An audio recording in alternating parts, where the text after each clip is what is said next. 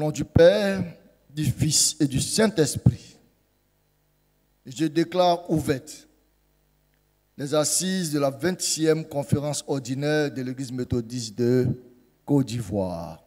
Amen.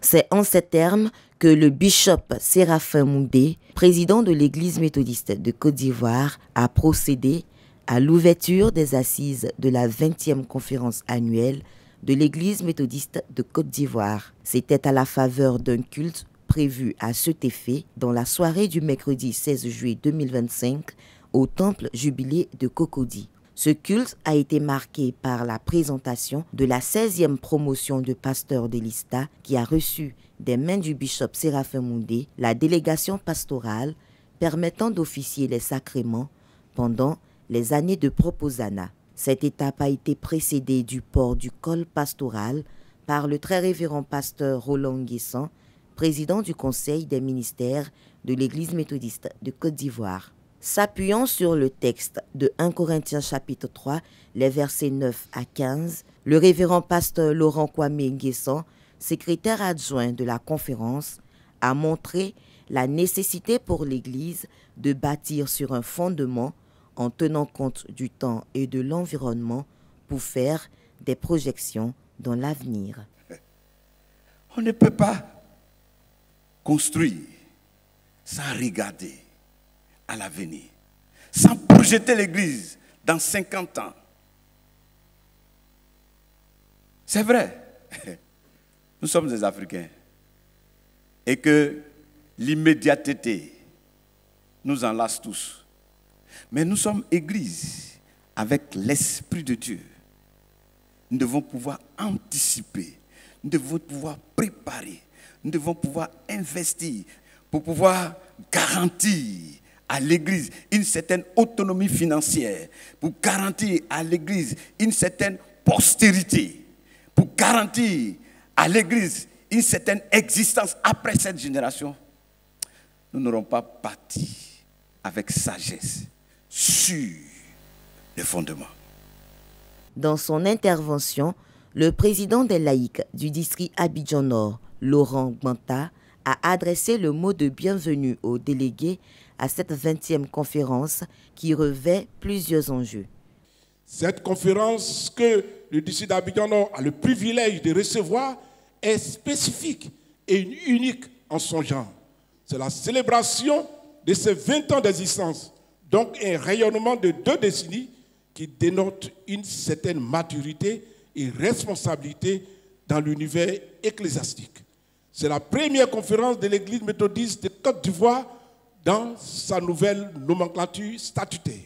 Pour cette grande assemblée au sommet de l'Église, les fidèles méthodistes nourrissent l'espoir de voir un nouveau souffle animer l'Église.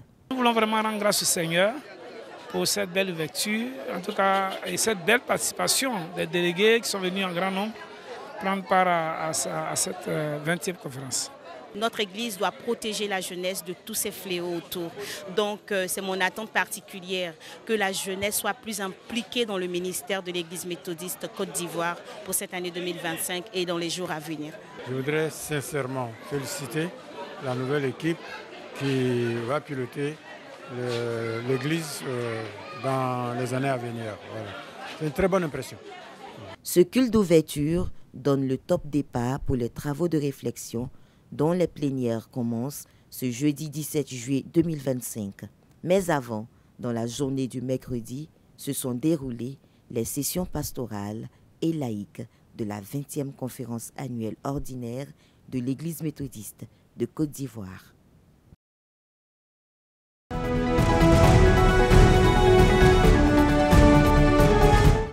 Je voudrais prescrire un petit médicament au nouveau.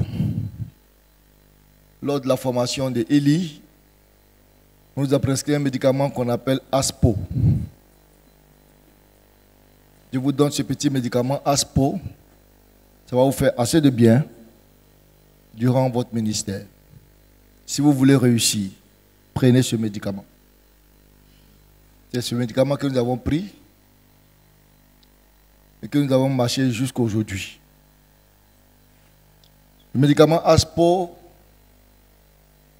le A, c'est l'argent. Le S, c'est le sexe. Le P, c'est le pouvoir. Et le O, c'est l'orgueil. Si vous réussissez à éliminer ce virus de votre corps, en prenant ce médicament, vous allez connaître le succès dans votre ministère.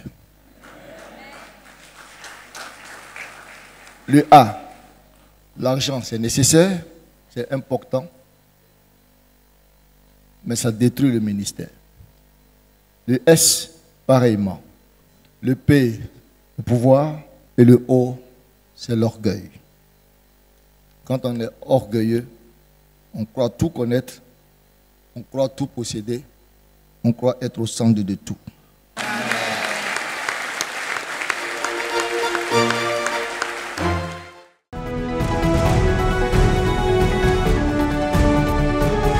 Je suis vraiment très heureux pour ce jour que le Seigneur me donne de voir.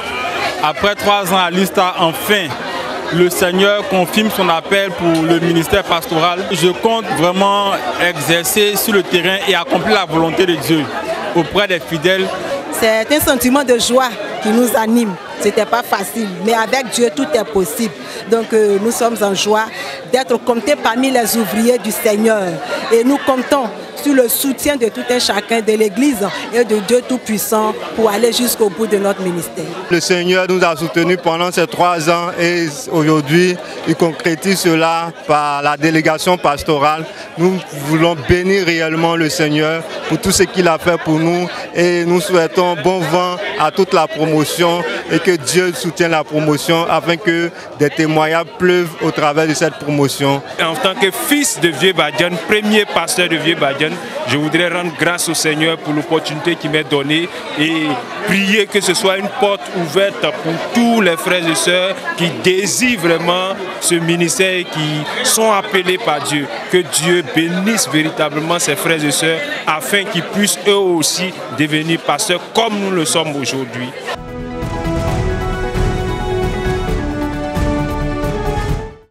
À la faveur de la 20e conférence annuelle ordinaire de l'Église méthodiste de Côte d'Ivoire, le bishop Séraphin Anomoudé, président de l'Église méthodiste de Côte d'Ivoire, a donné le jeudi 17 juillet 2025 son message épiscopal. Une adresse empreinte de reconnaissance au Seigneur Jésus, le chef béni de l'Église, lui qui permet la tenue de cette conférence ordinaire, la toute première depuis le renouvellement des instances dirigeantes de l'Église.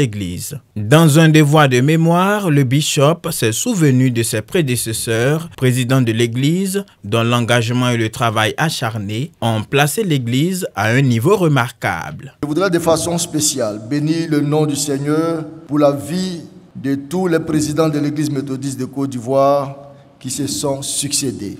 Le révérend pasteur Samuel Aggo Nangui, Auguste Aka, Emmanuel Aboua Nyando, Lambert Akosi Ncho, de regretter mémoire, et le bishop Benjamin Boni qui a conduit l'église de 1998 jusqu'à 2025.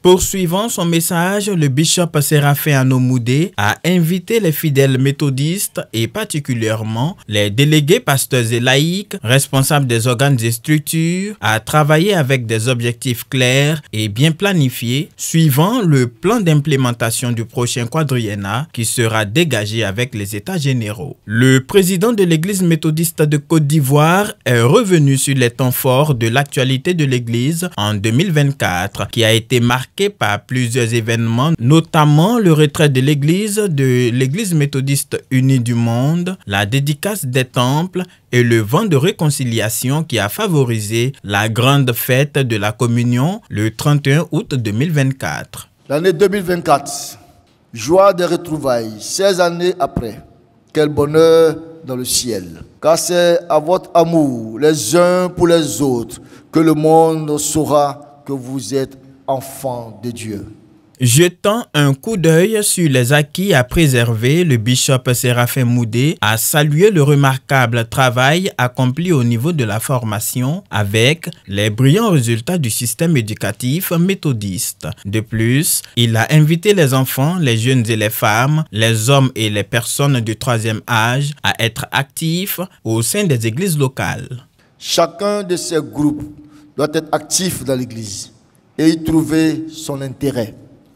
Nous saluons toutes les actions à l'actif des différents bureaux de ces entités et les encourageons à poursuivre les efforts en faisant preuve de plus d'ingéniosité. Comptant sur l'aide de Dieu et l'implication de tous, le bishop Séraphin Moudé envisage faire de l'église méthodiste de Côte d'Ivoire une église de référence, missionnaire, forte, organisée, qui impose sa notoriété dans la nation ivoirienne et au-delà.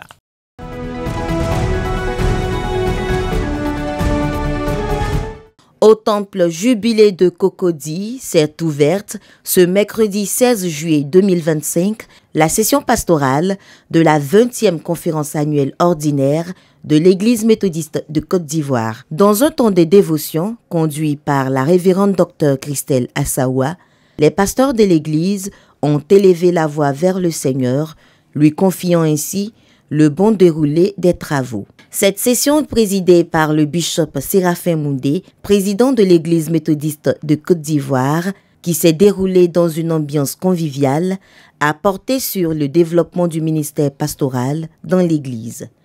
Depuis hier, nous avons eu la session des surintendants, nous avons fini le soir. Et ce matin, nous avons commencé avec la session pastorale.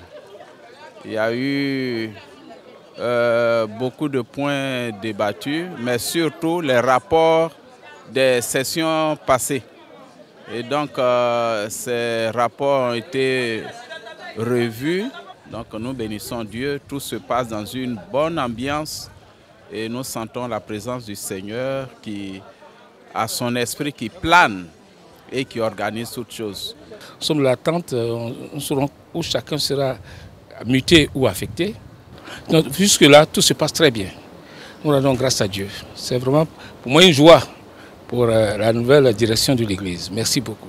Tout se déroule bien, c'est les retrouvailles entre collègues, c'est la chaleur des retrouvailles, la joie. Je pense qu'on a passé en revue déjà le travail abattu, on a vu les rapports. Tout à l'heure, nous allons continuer les travaux avec les affectations. Je pense que techniquement, tout se passe bien. Une bénédiction le Seigneur. Nous sommes très heureux d'être présents à cette conférence, la 20e de l'Église méthodiste de Côte d'Ivoire. Pour nous, c'est une première parce qu'à cette conférence, nous ferons partie des pasteurs qui seront proposés par l'Église et nous serons nouvellement affectés pour commencer la mission. Pour nous, c'est une joie. C'est une joie d'être à cette conférence et nous bénissons le nom de Dieu. Nous croyons que le Seigneur qui nous a appelés à cette œuvre nous aidera à réussir cette mission que nous entamons maintenant. Comptant sur l'assistance du Seigneur, les bergers de l'Église placent en ses assises la bonne espérance que l'Église méthodiste de Côte d'Ivoire continue sa marche en avant vers le royaume céleste.